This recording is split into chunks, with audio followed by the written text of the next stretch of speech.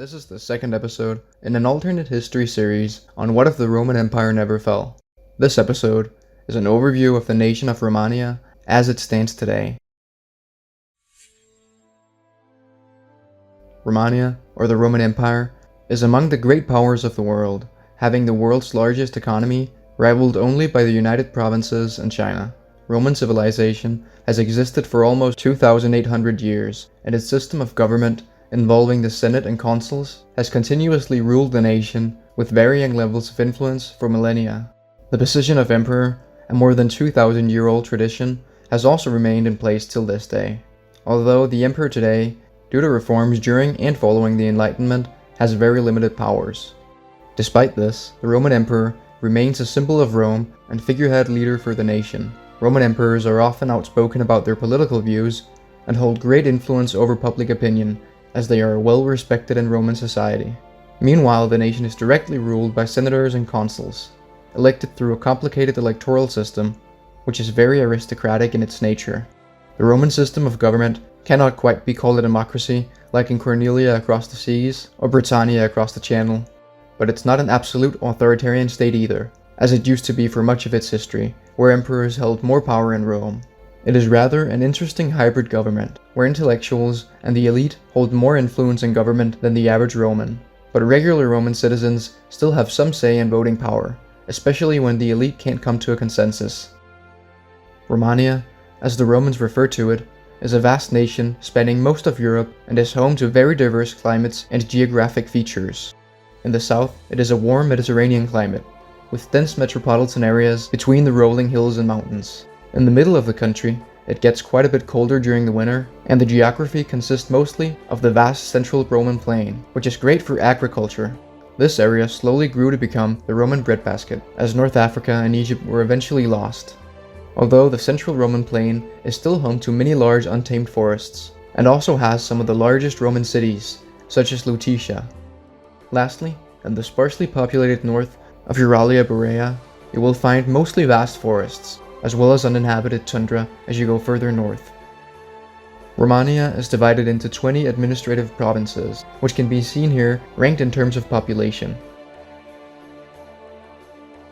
The 5 most populous of these states are as follows: Gallia, home to one of Rome's largest cities, Lutetia, as well as several major cities and important industrial centers to the west of the Rhine River.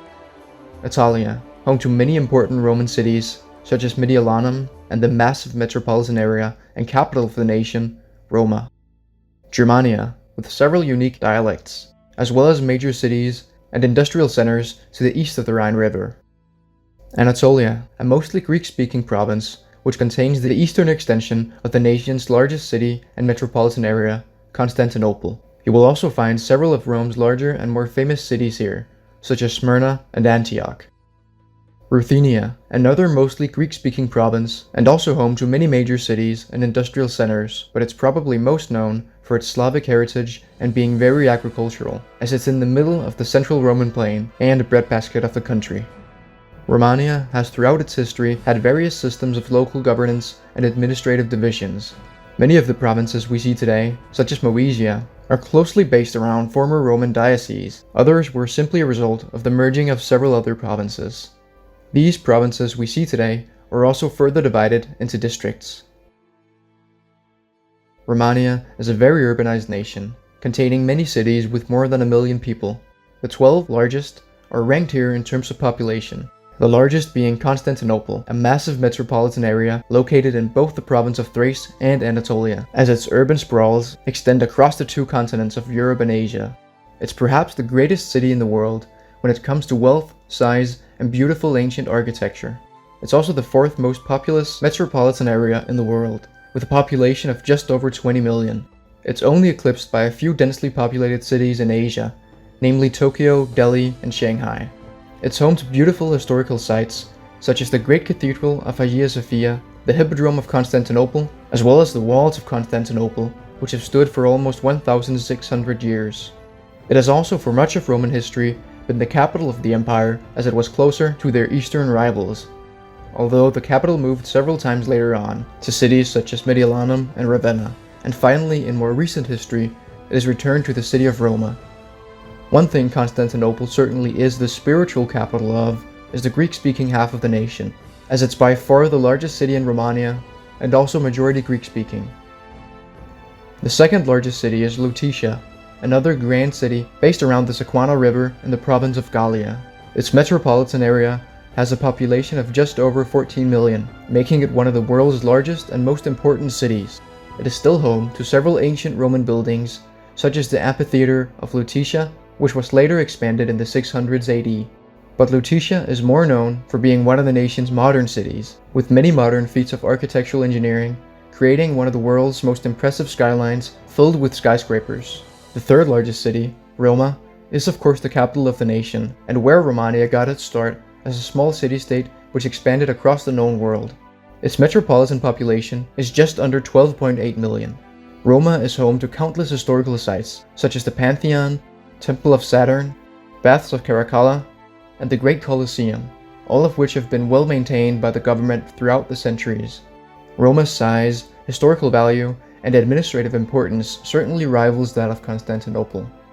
The next largest cities are Mediolanum in the northern plains of the province of Italia, Neapolis in the south of Italia, Agrippina in eastern Gallia with suburbs extending across the river into Germania, Olisipo in the province of Lusitania, Smyrna, a major Greek-speaking city in the province of Anatolia, Thessaloniki, another major Greek-speaking city in the province of Moesia, Athens, which can perhaps be considered the historical capital of the Greek world, as it was once home to one of the most powerful Greek city-states, Valencia, a major city in the province of Hispania, and finally Kiev, the largest city with historically Slavic roots, located in the province of Ruthenia, although today the city is mostly Greek-speaking and has been for centuries. Now, let's take a look at Romania's demographics. Romania has a population of 812 million, making it the third most populous nation in the world, only behind China and India, and well ahead of the United Provinces. Romania is also quite diverse, although most of the minority groups that used to live in the nation have been assimilated into the majority Greek and Roman culture, and the minorities that do still exist speak at least one of those as a second language. But let's get into a bit more depth with the languages spoken within Romania. The most widespread mother tongue in the nation is definitely Latin, which around 51% of people speak natively, mostly in the western half of Romania. As Latin is so widely spoken, it can also be divided into several dialects, which can be seen here. These are approximate borders, as the dialects exist on a dialect continuum, which in reality has much more vague borders that slowly transition. The dialects are all mostly mutually intelligible, but the ones spoken in Germania and Burgundia are definitely the most distinct, as they have had quite a unique Germanic influence on their vocabulary and pronunciation. Greek is the second most widespread, spoken natively by around 35% of people, mostly in the eastern half of Romania. It's also an extremely popular secondary language, even by Latin speakers, as it is used more than Latin in certain fields. Greek is used more in scientific papers and philosophy, for instance. Greek also has many dialectal variations. Again, these are mostly mutually intelligible, like with Latin, with the most distinct dialect being Volga Greek, which has a certain Slavic and Kazakh flavor to it. Those two are by far the most dominant languages, since they're spoken natively by a combined 86% of the population, and as a secondary language by the rest. But there are still several minority languages worth mentioning. The largest of these is the Slavic Rus language.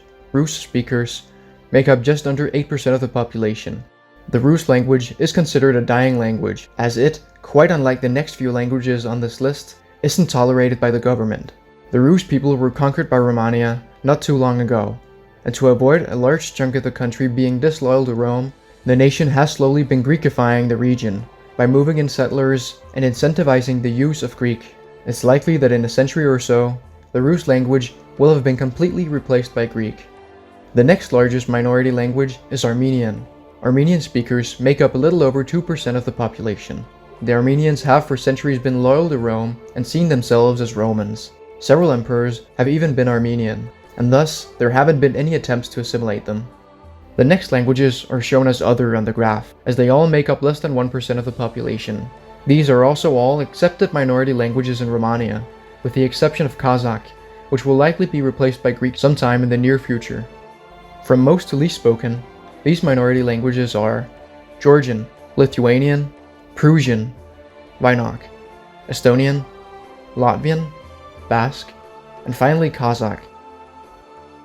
When it comes to the economy, Romania is extremely wealthy in terms of total wealth. Romania's GDP is around 28 trillion, which is a slim 3 trillion ahead of the United Provinces, their biggest economic rival. Although it is the richest nation in total wealth, per capita, it doesn't quite stack up with the Cornelians, as their GDP per capita is just under 35,000, making the average Roman half as wealthy as the average Cornelian, and also behind Scandinavia and Britannia. But Romans are still significantly better off than the average person in China and much of the world. When it comes to international relations, Romania is at the center of its own section, or quote-unquote faction, in the world, as the world is divided between a few major powers with their spheres of influence. The Roman sphere of influence, also known as the Roman world, is mostly defined by the alliance known as the Pax Romana, or Roman Peace, whose members also generally have a special economic relationship with Romania. This sphere of influence was established rather recently, when Romania finally industrialized, while its smaller neighbors lost their colonial holdings and receded in power. Rome had lost all its tributary states, and established this alliance as a new way of projecting power without making their former tributes officially subservient to Rome. Members of the Pax Romana include Mauritania, Egypt, Assyria, and several Central Asian and Siberian nations who are reliant on Roman protection from China and their tributary states. Romania also has decent relations with their former rivals of Britannia, Scandinavia, and the United Provinces, which are in their own separate alliance that is mostly anti-colonialism and pro-democracy. Romania's greatest enemy and rival is by far China, as they both compete over control of Central Asia and want to become the dominant force in Eurasia and eventually the world. Due to this, Romania also maintains close ties with Japan, as they could prove an essential partner in a war against China. Although a direct alliance has not been established, since the Romans don't want to make an enemy of the Cornelians again, as the United Provinces does have a very tenuous relationship with Japan over their competition in the Pacific. But that's just about all for now. Stay tuned for the next episode, which will focus on the United Provinces and their allies. Don't forget to subscribe and hit the bell button if you want to see more content like this in the future. Also, please leave a like if you enjoyed the video. See you around.